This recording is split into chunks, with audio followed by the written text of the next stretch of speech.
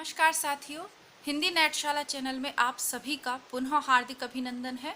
आप सभी जानते हैं अपने इस चैनल पर हम हिंदी की प्रतियोगी परीक्षाओं की तैयारी के क्रम में सॉल्व कर रहे हैं उत्तर प्रदेश टीजीटी पीजीटी परीक्षा के पुराने प्रश्न पत्र।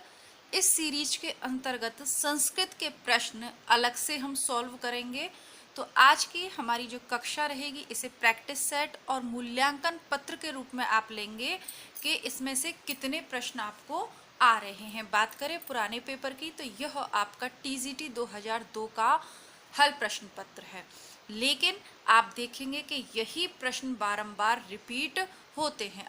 अगर आपको पेपर में कैसा लगे कि 30 से 40 प्रश्न पुराने ही मिल जाएं और टीजीटी और पीजीटी दोनों के इतने पेपर मैं आपको सॉल्व करवा दूंगी कि आपके प्रश्न इससे बाहर कहीं से, कुछ प्रश्न तो हमेशा ही नए आते हैं, उनको छोड़ दें तो बहुत से प्रश्न ऐसे होंगे जो आपको यहाँ से मिल जाएंगे, बाहर से नए नहीं मिलेंगे। बस करना क्या है, प्रतिदिन आपको वीडियोस देखने हैं, एक भी वीडियो मिस नहीं करना है। क्रमबद्ध रूप से मैं वीडियो बना रही हूँ, उन पे आपके लिए 1 2 3 पूरा सीरीज इस तरीके से, और प्लेलिस्ट भी मैंने बिल्कुल एकदम मेंटेन कर दी है। टीजीटी की अलग, पीजीटी की अलग। टीजीटी और पीजीटी के प्रश्न पत्रों में तो हम संस्कृत के प्रश्नों को देखेंगे ही, इसके अलावा संस्कृत के प्रश्नों की जो पुराने पेपर में पूछे गए वह प्लेलिस्ट भी अलग से बना दी गई है, तो आप उसे भी चेक करें। इसके लिए ज़रूरी है कि आपने यदि चैनल को सब्सक्राइब कर रखा है तो आप सब्सक्राइब के साथ ऑल वाला ऑप्शन दबाएं ताकि डेली नोटिफिकेशन आपके पास पहुंचे और एक भी आपका प्रैक्टिस सेट या ये पुराने पेपर मिस ना हो। आइए आज का पहला प्रश्न देख लेते हैं। गद्य पद्य मिश्रित काव्य को कहते हैं। सही ऑप्शन चंपू काव्य। जहां ऑप्शन की आवश्यकता नहीं है वहां व्याख्या में समय नहीं देंगे, जहां आवश्यकता है वहां व्याख्या में समय देंगे। राजा निर्वंशिया कहानी के लेखक हैं कमलेश्वर। नेट के सिलेबस में निर्धारित है, इसी चैनल की कहानी वाली प्लेलिस्ट में आपको मिल जाएगी। निर्वेद स्थायी भाव है शांत रस का। जगत शब्द की चतुर्थी एक वचन का रूप है जगते। तो ये सारे तो हम अलग से आपको नोट्स में मैं प्रोवाइड करवा दूंगी, तो आप वहां से लर्न कर लीजिएगा। कलई खुलना मुहावरे का सही अर्थ है भेद प्रकट होना या सच्चाई का पता लगना, लेकिन दोनों में भेद प्रकट होना ज़्यादा सही है। 9 2 11 होना भाग जाना। गीतिका के रचनाकार का नाम है निराला। किस कृति के लेखक नामवर सिंह हैं? दूसरी परंपरा की खोज। यह जो है इनकी आलोचनात्मक कृति है नामवर सिंह की, तो दूसरी परंपरा की खोज यह इनकी कृति का नाम है। इनकी एक और कृति है जो बारंबार पूछी जाती है, कविता के नए प्रतिमान। देखिए मैं पुनः समझाती हूँ, बस यही होता है शिक्षक के साथ पढ़ने में और अपने साथ पढ़ने में। 2 किताबें या 2 रचनाएं एक सी हैं। एक तो कविता के नए प्रतिमान, यह है नामवर सिंह की, और एक होगा नई कविता के प्रतिमान, दोनों अलग हो गई। तो यदि नई कविता के विषय में पूछा जाए तो लक्ष्मीकांत वर्मा सही ऑप्शन है, सही उत्तर है लक्ष्मीकांत वर्मा। और कविता के नए प्रतिमान पूछा जाए, नई कविता ना पूछकर नए प्रतिमान पूछा जाए तो नामवर सिंह। नामवर सिंह की दोनों में से एक पुस्तक बारंबार पूछी जाती है, या तो दूसरी परंपरा की खोज या कविता के नए प्रतिमान। और नामवर सिंह हजारी प्रसाद द्विवेदी जी के शिष्य हैं, ठीक है। और इनकी ये जो है ये लगभग उसी पे आधारित है, इनकी आलोचनात्मक कृति दूसरी परंपरा की खोज में इन्होंने हजारी प्रसाद के मतों का समर्थन और अन्य विद्वानों जिसमें शुक्ल भी शामिल है का खंडन किया है। आगे बढ़ते हैं। सुंदर हैं विहग सुमन सुंदर मानव तुम सबसे सुंदरतम। कौन सा काव्य दोष है? अधिक पदत्व। सुंदर सुंदर इतनी बार आ गया, सुंदर सुंदर सुंदर 3 4 बार आ गया, इसकी आवश्यकता नहीं थी, तो ये अधिक पदत्व दोष है।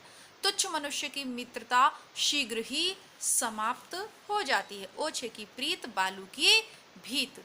बालू मिट्टी की भीत, जो भीत अर्थात दीवार तुरंत ढह जाती है, उसी प्रकार ओछे की मित्रता है। निशान निमंत्रण के रचनाकार हैं हरिवंश राय बच्चन। निशान निमंत्रण कृति है हरिवंश राय बच्चन की। हरिवंश राय बच्चन की आत्मकथा भी पूछी जाती है, तो हरिवंश राय बच्चन की आत्मकथा के 4 भाग हैं, याद कर लीजिए। क्या भूलूं क्या याद करूं, बसेरे से दूर, नीड़ का निर्माण फिर और अंतिम द्वार तक, दसम सोपान से अंतिम द्वार तक, ये चारों में से कोई भी नाम दे के पूछ लिया जाता है कि यह आत्मकथा किसकी है। विशेषता आपसे पूछी जाएगी, क्या भूलू क्या याद करूं, क्योंकि वो उसका फर्स्ट पार्ट है। आगे देखते हैं वयम रक्षामः क्या है।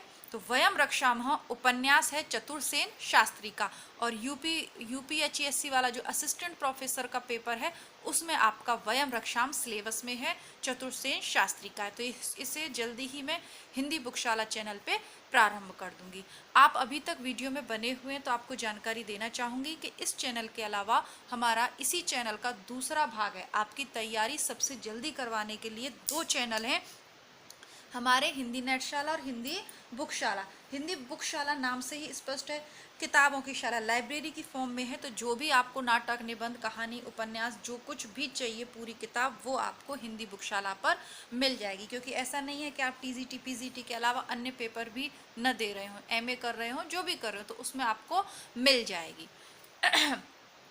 इसके अलावा इसलिए भी आपको हिंदी बुकशाला सर्च करना है, उसको सब्सक्राइब करना है, क्योंकि आपके आदिकाल, भक्तिकाल और रीतिकाल तीनों कालों के कम से कम नहीं तो 7-8 हज़ार प्रश्न प्रैक्टिस सेट जो पुराने पेपर में पूछे हुए हैं वो मैंने ऑथेंटिक बुक के माध्यम से वहाँ करवा के प्लेलिस्ट बना दी है, और आधुनिक काल के इसमें मिल जाएंगे। डिस्क्रिप्शन बॉक्स में लिंक दे दूंगी, आप वहाँ से ज़रूर चेक करें, और दोनों चैनल्स को सब्सक्राइब करना आपकी परीक्षा के लिए हितकर होगा। बाकी आप देख लें, प्लेलिस्ट चेक कर लें, अच्छा लगे तो सब्सक्राइब करें, नहीं यूजफुल लगे तो कोई बात नहीं। प्रत्यक्ष का विलोम है परोक्ष। फाड़ी नखन शब आंतड़िन रुधिर मवाद निकार, लेपति अपने मुखन पे हरसी प्रेत गननार। पंक्तियों में कौन सा स्थायी भाव है? जुगुप्सा, जुगुप्सा है ना, घृणा उत्पन्न हो रही है आपको, जुगुप्सा इसका स्थायी भाव है। अजो तरयो ना ही रयो श्रुति सेवक एक रंग में अलंकार कौन सा है? श्लेष अलंकार है। यह बिहारी का दोहा है, बिहारी सत्सई का, और इसी चैनल की प्लेलिस्ट में बिहारी सत्सई भी मिल जाएगी आपको। तो ये श्लेष का उदाहरण है। नाट्य शास्त्र के प्रणेता कौन है? भरत मुनि। नासिकेतोपाख्यान के लेखक हैं सदल मिश्र, कल के प्रैक्टिस सेट में भी था। वर्तनी की दृष्टि से शुद्ध शब्द है ऑप्शन बी, जिसमें 2 आदेजे हैं। उज्ज्वल।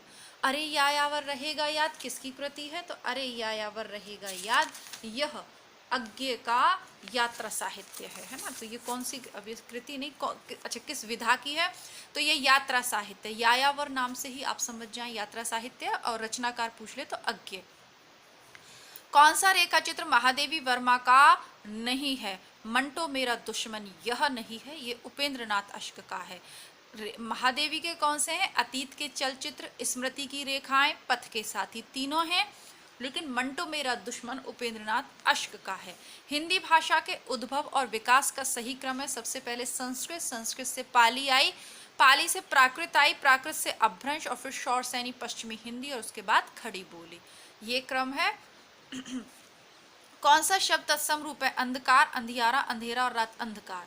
किस शब्द में उपसर्ग है? पराजय में है। देवनागरी लिपि का विकास ब्राह्मी लिपि से हुआ है। कमल का पर्यायवाची कौन सा है? अरविंद, शतदल, सरसिज, अमीय नहीं, अमीय कमल का नहीं, अमीय हलाहल मद भरे, अमीय होता है अमृत का। अमीय हलाहल मद भरे पंक्ति किसकी है? कमेंट बॉक्स में लिखिएगा आप, ठीक है।